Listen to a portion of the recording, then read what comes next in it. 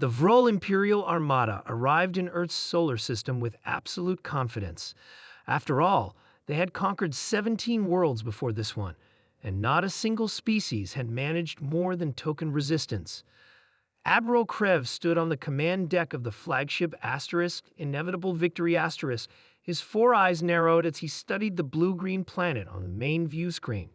Intelligence suggested these humans were primitive by galactic standards, barely a century into space travel, limited to their home system, with rudimentary weapons technology.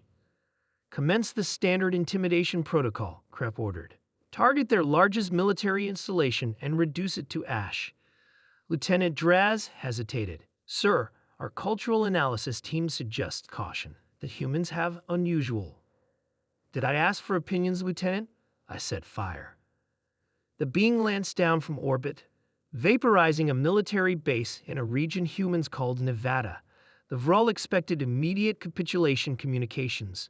Instead, all human channels went silent for exactly 37 minutes. When communication resumed, it was a single plain text message transmitted on all frequencies. You done goofed. Before Admiral Krev could even process this peculiar response, proximity alarms blared across the command deck. Somehow, impossibly, hundreds of small human vessels had appeared around the Armada. How did they deploy so quickly? Krev demanded. Unknown, Admiral, Draz replied, voice trembling. They weren't detected on approach, and sir, they're transmitting something to our ships. A surrender proposal?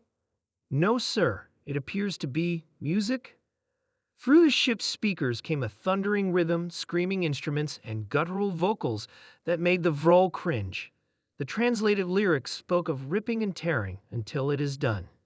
The human vessels, little more than metal shells wrapped around massive engines, began ramming the outer ships of the Vrol formation.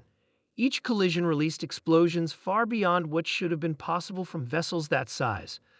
They're detonating antimatter warheads. A technician screamed. They're sacrificing their pilots to damage our ships. Krev's mandibles clicked with agitation. Impossible.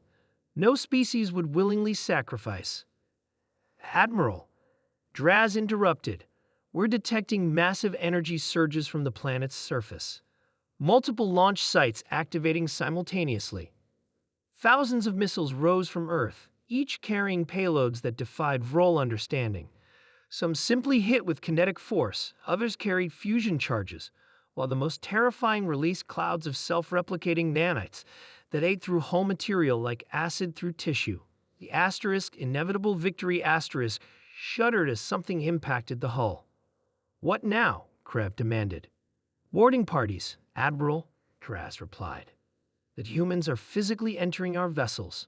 That's suicide. Our atmosphere is toxic to carbon-based life. Security footage showed humans in armored suits moving through the ship's corridors. Unlike the elegant battle forms of other species, these humans were brutally efficient. They didn't bother with finesse or formation. They simply moved forward relentlessly, adapting tactics on the fly, using the Vrol's own environment against them. One human, separated from its squad, found itself surrounded by Vrol warriors. Instead of surrendering, it charged into them, wielding what appeared to be a primitive cutting tool.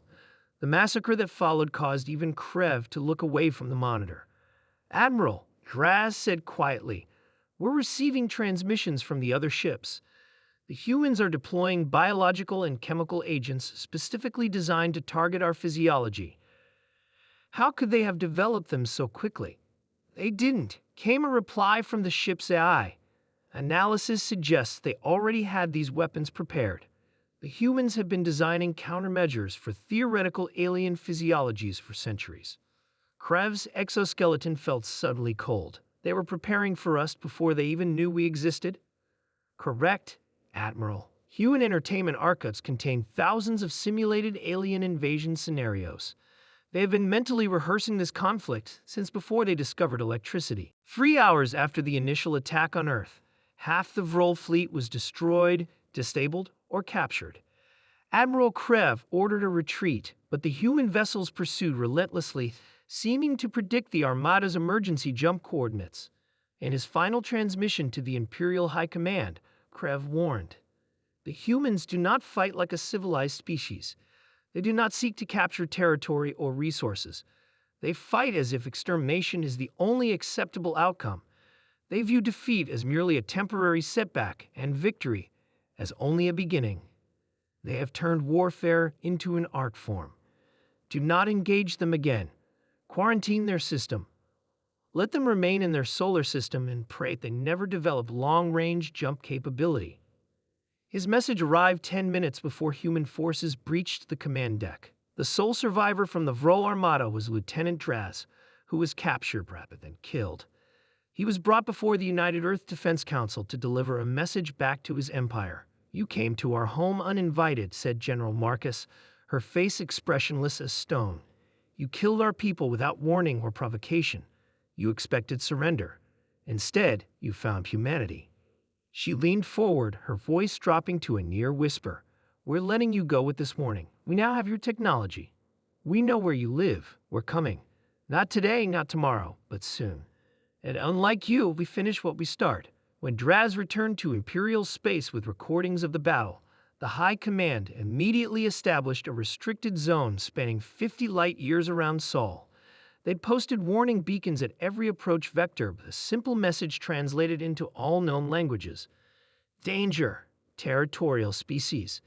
Do not engage. Humans will respond with disproportionate force." When other galactic empires asked about the peculiar respect shown to a single-planet species, the Vrol offered a simple explanation that would become infamous throughout the galaxy. The humans don't just fight wars, they perfect them.